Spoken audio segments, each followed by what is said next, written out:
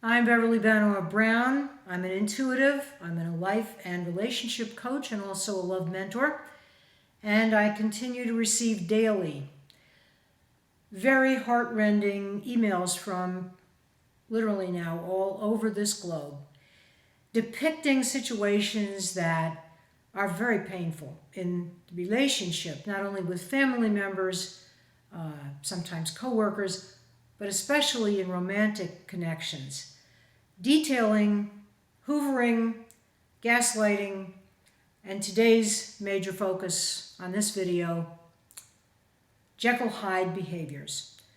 One of a narcissist's, a crazy maker, a drama king or queen's favorite approaches to dominating their partner is to keep you off guard. And one of the ways this occurs is through Jekyll-Hyde behavior. What is Jekyll-Hyde behavior? How did it come to be called that? In the 1800s, the wonderful writer Robert Louis Stevenson penned a piece called The Strange Story of Dr. Jekyll and Mr. Hyde. And in it, he writes a story, a very fascinating story, which was then later made into a movie in, I believe it was 1931. For the rest of you out there who are also film buffs like I am, it starred and was the time that he won his first Academy Award, the great actor Frederick March. And it really told the story of a very loving, sweet, mild-mannered doctor in London who experimented on himself. He believed that people have many different aspects, a very light-hearted, loving, sweet aspect, and also a very dark side. He created in his lab a drug, which he took himself, and out of that, he created a monster. He basically created Mr. Hyde, who was subject to doing all of the things that Dr. Jekyll would never do.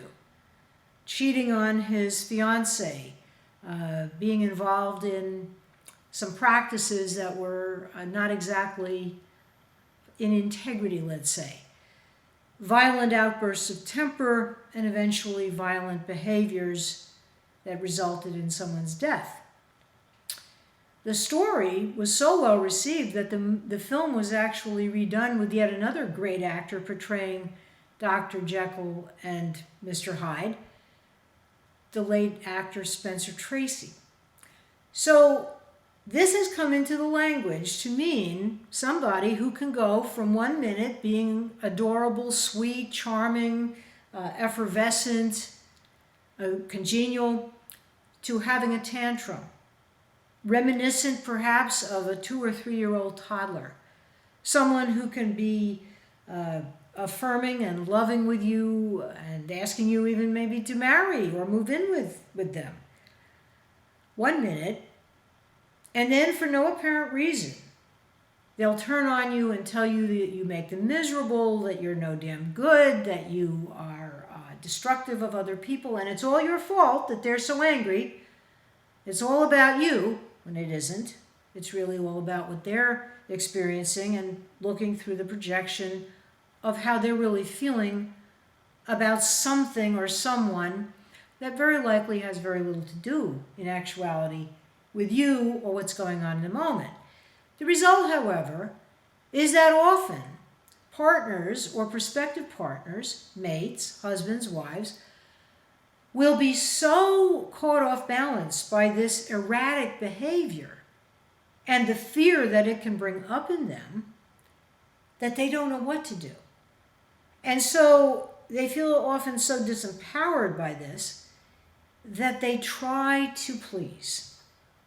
They try to mollify, to appease the person in his aggressive, argumentative phase.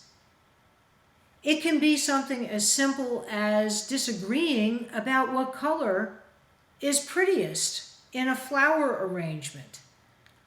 If you like coral pink and he likes bright red, he can get pissed off at you and become verbally abusive And if you're feeling sufficiently vulnerable enough, you might say, okay, red is terrific. Fire engine red, crimson red, the brighter the better. And there you go.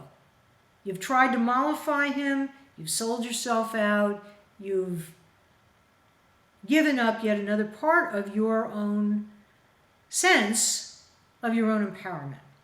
And that's exactly the objective. Whether it's done consciously to make you miserable and weak and afraid, or whether it's done in whatever other way, the effect is the same.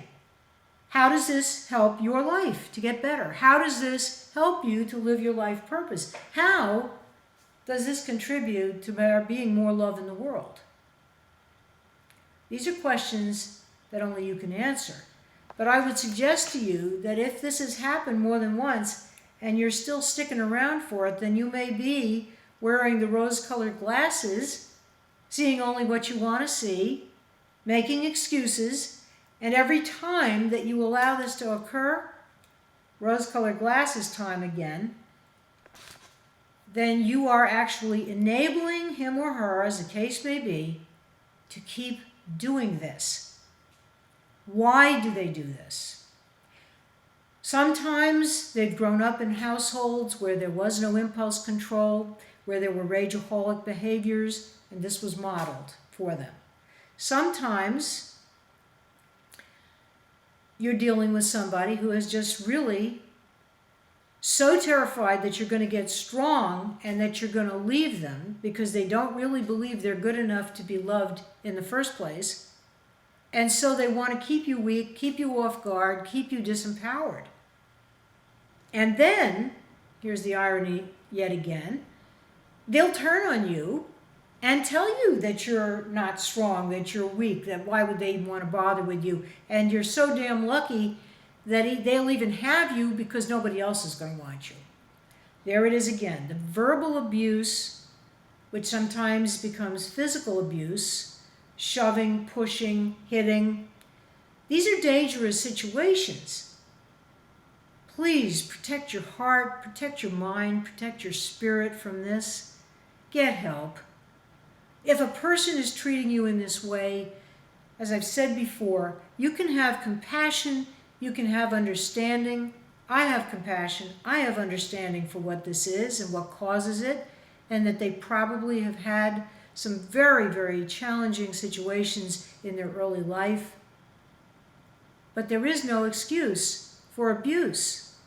And if they're not prepared to do the work to get better, then what is it that you think you're going to achieve by staying and being abused more and more often, most likely, because it seems to be in many cases progressive.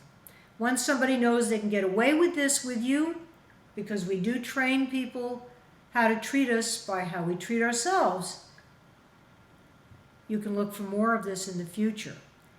If they seem to feel remorseful after such an experience, and they promise you it will never happen again, and they promise you that they adore you and they always will and they'll always be there for you, and all the rest of those sweet, gorgeous, enticing, but often empty promises, because the follow-through with such a person is not likely to be very consistently good, you really need to ask yourself, what's going on in you that's making this be allowable?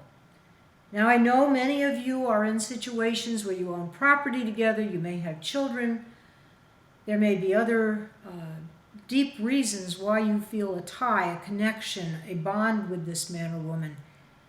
And still, I would ask you, with all due love and respect, to be still and get very, very definite clarity about how your life is going to be if you continue on this path for the next 6 weeks, 6 months, a year, 3 or 4 years from now.